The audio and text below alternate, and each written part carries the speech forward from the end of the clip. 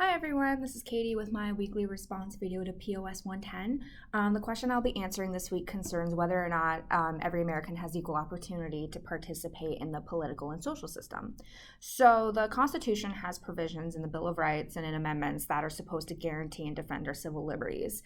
But I personally don't believe that every American, regardless of race, gender, or sexual orientation, does have equal opportunity to partake in our political and social system. Mainly because the textbook defines four categories of people who have historically um, they've seen injustice with this issue. In the present day, African Americans and other minorities still face cases of injustice through discriminatory voting practices that hide behind the guise of preventing voter fraud. They don't.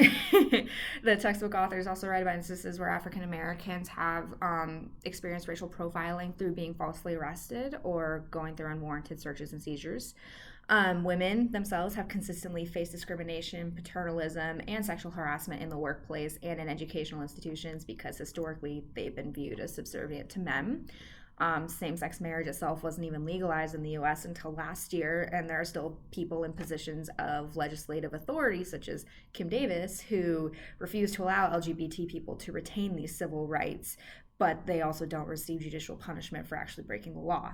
And then lastly, immigration policy has always been a hotly contested issue because there's no uniform consensus for how immigrants can actually gain US citizenship and then get equal participation in American politics and society. So at the end of the chapter, the textbook authors have this really cool quote that says, "The myth of guaranteed equality does not describe reality." And I honestly think that's the perfect answer to this question, because even though we aspire for equal opportunity for all, we still definitely have a long way to go before we actually achieve it. Thank you for listening, and I will see you next week.